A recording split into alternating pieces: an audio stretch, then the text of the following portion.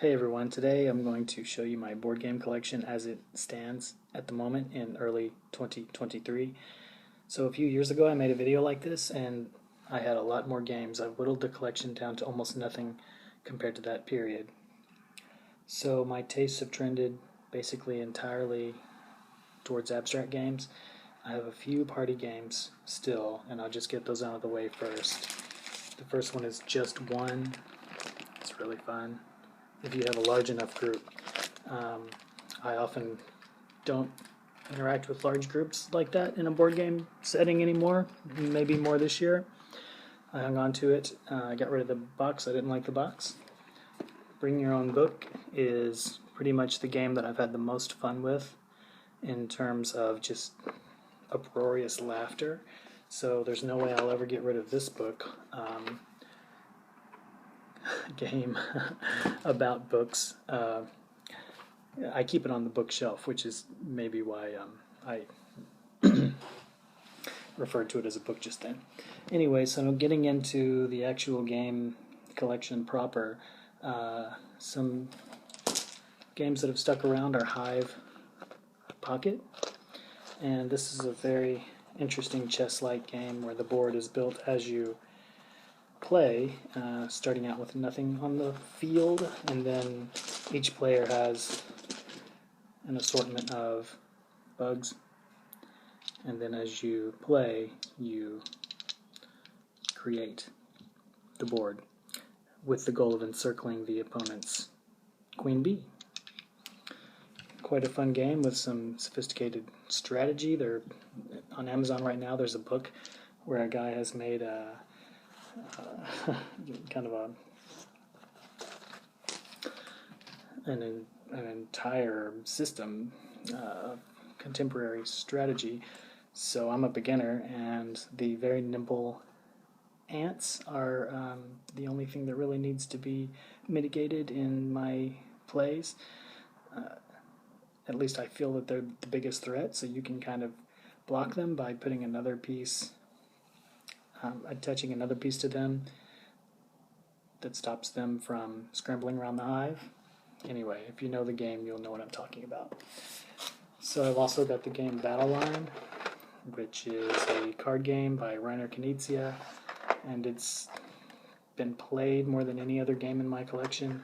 It's phenomenal. It creates tantalizing decision making with almost every turn, incredibly fun, and for just a handful of cards and some pawns set out across the field, it is way more than the sum of its parts. In the game, you're trying to claim 3 of the flags in a row or 5 altogether, and sometimes it can create really, really tense situations, especially if you and your partner know the cards that offer up differences to the normal rule set.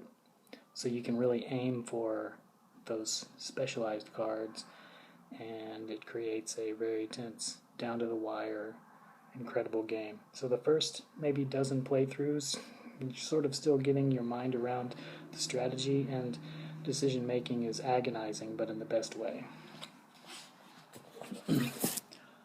Also, the game Element is still in my collection, and this game's really fun. You have a couple of like wizards there, and you're drawing from a bag randomly, so it's not quite so strategic, but it's very tactical because the different colored stones that you pull out of the bag allow you to change the battlefield and make fires erupt, rivers roar, mountains emerge. And so I found that I've never played it with more than 2, but it's very, very important to be cutthroat, and you really have to go in for the kill constantly, and so does your opponent, to create the tense tactical atmosphere that makes it really fun. If one person is trying to mitigate the damage or escape or do anything less than a full frontal assault, it can really be a landslide for the aggressive player. But if both players are aggressive, super fun. I have a chess set here. So when I was in middle school I was in a chess club and enjoyed it a lot. I was going to get it out of the box, but I'm just going to show you here. And over the years I had gotten rid of my folding wooden chess set.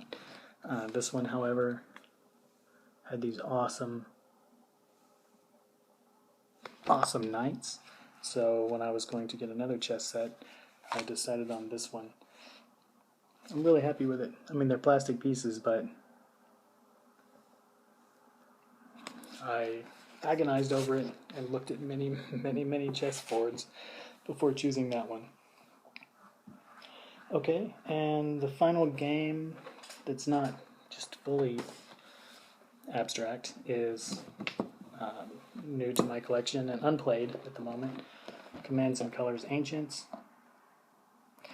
So this is a war game with blocks across a grid work battlefield, and you're recreating battles from the ancient period. It's not like hardcore wargaming, but it's still got a somewhat advanced rule set, and I still have to sticker, I think, over 300 wooden blocks to play it. And I've watched some videos and read through the instruction manual a few times, but I'm going to really have to get the board out in front of me and do maybe a solo playthrough to really get the feel for it. But apparently it locks in really easily and quickly, and then the rules just sort of drift into the background. You can enjoy the tactical play. This system of games, I've researched all of them, and then as you go through the ages, they move into medieval and then Napoleonic Wars, and there's a bunch of other variations, even stretching as far as into outer space. But I just wanted to start with the basic one. This is the first one, and having your troops linked up with a strong and willful leader and staying in formation is really important in this particular game. So I'm excited to try it, and I guess I'll have to report back about that because it's the only unplayed board game in my collection. And so next I'm going to go into some books that yield a lot of exciting games for very little cost. This is a classic in the industry, A Gamut of Games by the now deceased Sid Sackson, who designed tons of games and published a bunch of them. And so it's got, I don't know, maybe 50 or so games that can be played with pencil and paper, dominoes, cards, and some abstract games in there too. The most famous probably being Lines of Action, that can be played with a chessboard and checkers, or just pawns, or any sort of thing that you have along for the ride. So this one is exciting to me. I've not dived too far into it, but I am fully prepared with a collection of pencil erasers that have been coming in quite handy as markers or game pieces. So I've got 25 each of the conventional old school pink erasers and also 25 white ones. And so that gets me pretty much as far as I need to go. Speaking of going, maybe I've gone too far before mentioning the Mathematical Games book. This was also maybe $10, I don't remember. But it has maybe 50 games. And they're all on like hexagonal boards or grid work boards, and so I've got like a hex grid here, and I can draw the game boards on there, and also in another room I've got a more conventional graph paper board, but I use it also for garden design, and it's really big pad of paper. And so in this manila envelope I've got some other game boards that I've made, and these pencil erasers really come in handy. So you can play dozens and dozens of games with just a handful of inexpensive materials, and once again a lot of them have easy rule sets, which are really fun. And there's no poring over an instruction manual for an hour and then refreshing yourself on the rules for an entire afternoon before playing. Also got some four-sided dice. So in some of the ancient games, dice are thrown, and then that's sort of an approximation of that style. And then you may have noticed on the bottom I've got a deck of cards. And so what just arrived today related to these books are some cubes here. And I'll probably paint or just use maybe a permanent marker on half of these. And also on the way now I have some 1-inch hexagons. And so that'll really come in handy on this 1-inch hexagon tablet. Alright, so also the rule sets of lots and lots of abstract games are available freely on BoardGameGeek.com. And so if you have a tablet, you may have to save them from BoardGameGeek onto, if you have an Apple product, it will hide them in the files, and you'll have to have the Files app to access them and get them off of your device or to move them over to Kindle. So you'll see here that I've got on my Kindle, well, maybe you can't really see, but across here are a number of different games that the rule sets are free on BoardGameGeek. And once again, they're usually just a simple grid, maybe hexes, sometimes triangles. And here's another one. And so it just has a handful of markers, and they have to stack, so the cubes are going to come in handy for that.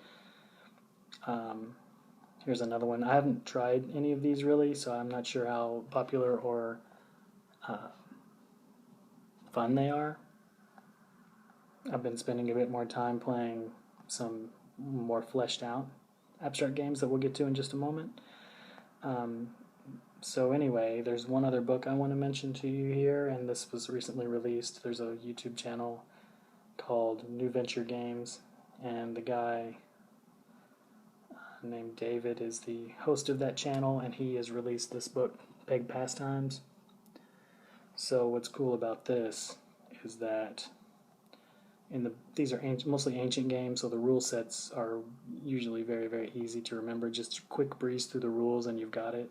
And some of them are quite fun despite that easy rule set.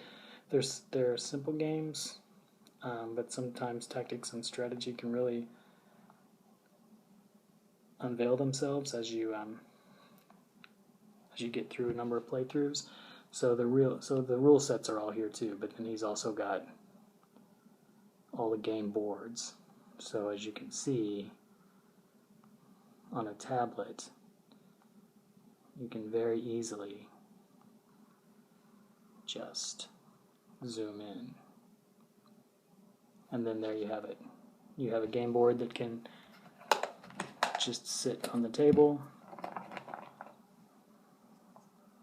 Move these erasers around. You could also get some other custom pawns. You can, for like under $15, you can get hundreds of them, and that's once again for very little cost. A great library of games with simple rule sets, so you can really make an afternoon of gaming without putting in tons and tons of effort to learn rules. Okay, now I'm going to get to the heavy hitters. The most famous line of abstract games in the world now are, modern ones are by Chris Berm. They're the GIF series. This is Inch. And the guy's a brilliant designer, absolutely a genius. In this game, you're moving these rings around, and as you move them, they're blocking the opponent because the opponent's rings can't go through your rings, and you're flipping over these Othello-like pieces, and you have to get several of them in a row. When you do that, one of your rings comes off the board, so the opponent gets a little bit of a benefit from you advancing towards the win.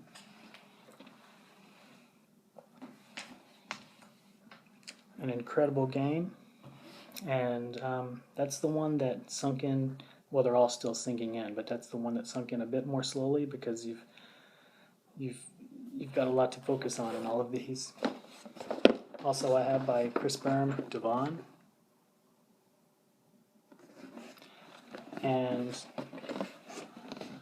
with just a few simple rules, you are treated to an entire landscape of incredible abstract gaming. In this one, with skilled play, you can just strike off tons of pieces from the board with an eye towards having the biggest stack of your